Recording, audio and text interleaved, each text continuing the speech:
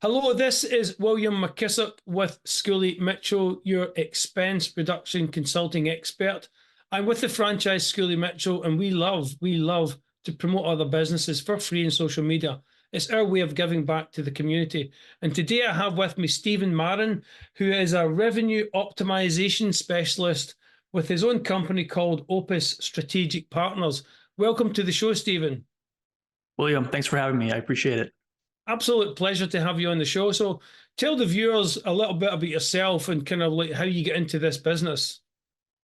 Yeah, so I call myself a revenue optimization specialist or advisor. And what I do is I help organizations find untapped revenue sources that are already existing in their business.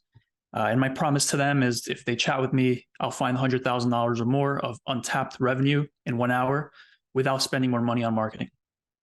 Wow, I mean, that's amazing because as you know, at Schooley Mitchell, we go into businesses, we promise we'll save them money for no out of pocket. So tell us a little bit more about what does that mean? What does that entail? How can you go to a business and make that promise? Yeah, so I guess I should start off by saying my background is in marketing, specifically digital marketing. I've worked the past 13 or so years helping organizations grow and scale through marketing. And one of the things I realize is that most business owners, CEOs, investors, owner operators, they tend to focus on getting new customers at all times. How can we use more money? How can we spend more money on acquiring more and more new customers and keep that ball rolling? But oftentimes they overlook the fact that you can look a bit more holistically at things to grow and scale. You can look at your expenses, which you're very familiar with. You can look at your pricing. You can look at how you retain customers, how you sell more to existing customers, and then, of course, customer acquisition. And so my focus is on looking at all that stuff holistically. Fantastic. So what does a typical client look like for you? So I'm pretty industry agnostic. I tend to enjoy working with, let's say, for example, some e-commerce brands, retail, technology and software as a service, and local service businesses like the trades. I have extensive experience working with them back in my agency days, so they're always a lot of fun to work with. In terms of outside of industry and more in terms of psychographics, I think the best client looks like an owner operator or CEO that, let's say, is between the $1 million to $20 million mark. They're hungry to grow. They have the means and the resources. They have product market fit. They have at least one sales channel that's working for them, but they're ready to grow beyond that. They're ready to diversify revenue sources, diversify customer types, and de-risk the business by looking for other ways to grow and scale. Fantastic. So what is a typical process? I know I don't want you to get too detailed here because we have a short amount of time, but what does a typical process look like for you going into a client to say, we can help you increase your revenue? Yeah, so first I ask them, what is your annual revenue and what's your net profit for the year? And then what is your target for, let's say, 1 year, 2 year, 3 years? And then we look at how many average customers they get per month. With those three numbers, I can sort of get a sense of their net profit margin, their average transaction value, and of course, their average sales per month. And within those three buckets, average sales per month, which is sales volume, average order or average transaction value, which is sales value, and then the net profit margin. With those three buckets, we can look for what are ways to optimize pricing, your expenses, your customer acquisition, customer expansion, customer retention. Those are the value drivers to grow and to scale a business. And then I can show them different opportunities to do that by increasing each by a certain percentage that they're comfortable with to meet that end goal, whether it's a 1 year, 2 year, 3 year goal. And at Schooley Mitchell, we obviously have a similar type process where we have a set of processes that we go through. They're kind of in tablets of stone, and we charge a share of savings. So how do you charge your clients? How does that piece work?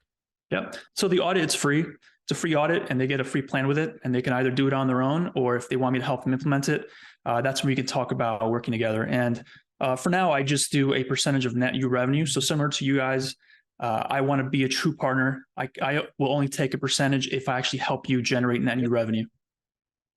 Yeah, and that's what I like. When you and I first met, that's what I really liked about what you do, is that because you do offer that free service, you'll come in, you'll do the audit, you'll give them the report and say, here's how to do this. The best way to do it is obviously have you involved because you put it together, you put the plan together. But that's pretty amazing that you do it like the way we do it. In relation to clients, as to a typical client, we've asked that question. Where do you operate? In the United States, all over? Yes, US based primarily. Do you have any states that you prefer, or you don't? You said you don't really have industries you prefer. to a degree you have, but you don't really have any parts of the country that makes any difference whether you work there or not. No, I'll work with anyone around the country. I was originally from New Jersey, so I enjoyed working in the tri-state area. Now I'm based out of Charlotte, North Carolina, so I enjoy serving the entire U.S. Fantastic.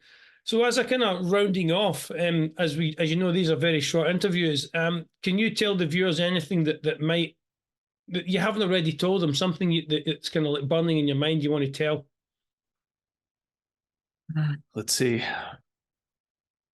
I guess if you're currently experiencing challenges in terms of being concentrated in one sales channel or one customer, or you feel like your business is too led by you, the owner, operator, or founder, and you can't take a vacation off because it's not process driven, or you just want to future-proof the business. If you know that there's a lot of scary stuff going on out there in the economy or with new competitors coming into the market, there's always ways to diversify, to grow and to scale without just throwing more money at the marketing machine, which is my background. So more than happy to have that conversation.